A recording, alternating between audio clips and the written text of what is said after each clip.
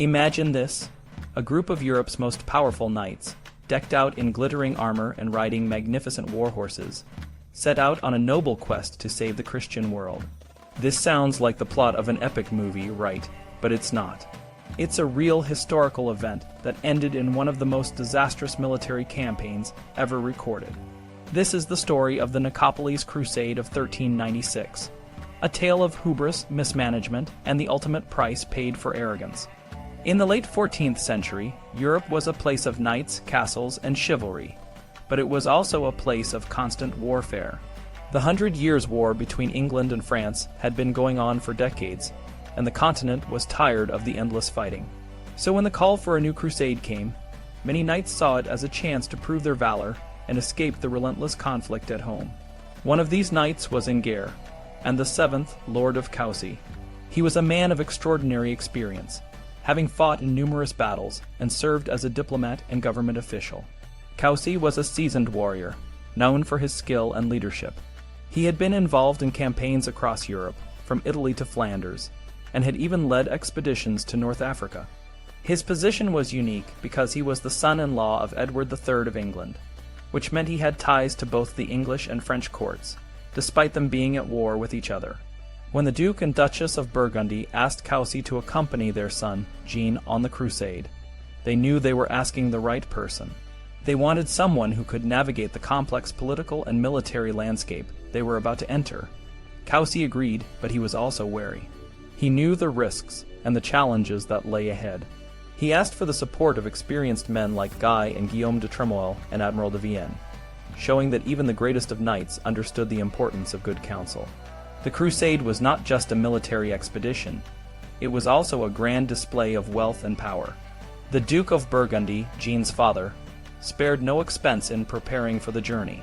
He wanted his son's campaign to be the most impressive ever seen. Nevers' personal company of 200 knights was equipped with new livery, tents, and banners, all emblazoned with the symbols of the crusade. The tents were made of green satin, and the banners featured the Virgin Mary surrounded by the lilies of France and the arms of Burgundy and Nevers. Even the kitchen equipment and tableware were specially made, and the cost was staggering. The Duke had to levy new taxes and take out loans to cover the expenses, showing just how important this campaign was to him. But all this splendor came with a price. The knights and their retinues were more interested in showing off their wealth and status than in the practicalities of war. They feasted and celebrated along the way, spending more money in 1 month than they should have in 3. This extravagance would prove to be a significant factor in the Crusade's failure. The Crusaders were not the only ones preparing for the campaign. The Knights Hospitallers of Rhodes, the Venetian fleet, and German princes all joined the cause. The Hospitallers, in particular, were a powerful force, and their presence was a significant boost to the Crusaders' morale. The Venetians provided a fleet of ships to transport supplies and men, and the German princes added to the ranks of the army. However, the lack of a unified command structure was a critical flaw. The French, led by Nevers, and the Hungarians, led by King Sigismund, had different ideas about how the campaign should be conducted. This lack of coordination would prove disastrous. As the Crusaders made their way east, they faced numerous challenges. The journey was long and difficult, and the men had to traverse wild and dangerous terrain. Coucy, who had been sent on a diplomatic mission to Milan, arrived at the rendezvous point in Buda before Nevers. Nevers, however, was in no hurry. He stopped to enjoy the hospitality of German princes along the way, further delaying the campaign. By the time he arrived in Buda, the vanguard under Dieu and Boucicaut was already a month ahead. King Sigismund welcomed the French with mixed feelings. While he was grateful for their support, he was also aware of the challenges ahead. The Hungarian nobles were enthusiastic about the crusade, but their loyalty to Sigismund was not absolute. The French, for their part, were not inclined to take advice, and their habits of pillage and brigandage on the march had already caused problems. The strategy for the campaign was complex. The Crusaders planned to expel the Turks from the Balkans, aid Constantinople, and eventually march through Turkey and Syria to liberate Palestine and the Holy Sepulchre. They had arranged for the Venetian fleet to blockade the Turks in the Sea of Marmora, and for the Hospitallers to join them in Wallachia in July. However, the plan was overly ambitious and underestimated the strength of the Turkish forces. The lack of a unified command structure became a critical issue. The French and Hungarians had different ideas about how to proceed, and the French were particularly eager to prove their valor.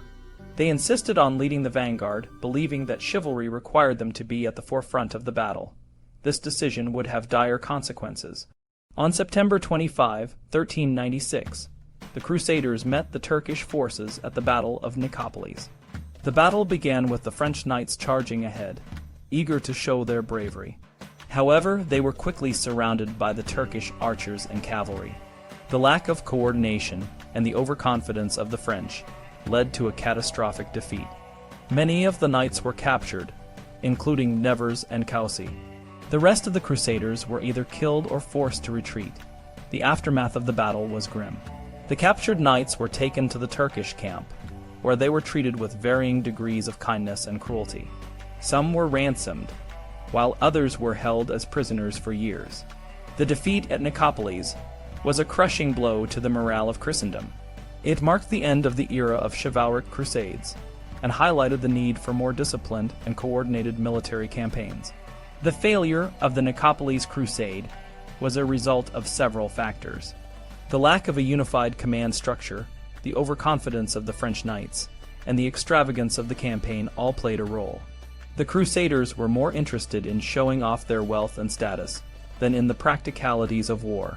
They underestimated the strength and tactics of the Turkish forces and failed to coordinate their actions effectively. In the end, the Nicopolis Crusade stands as a cautionary tale about the dangers of hubris and the importance of preparation and coordination in military campaigns. The knights who set out with such high hopes and grand plans returned, if they returned at all, as broken men.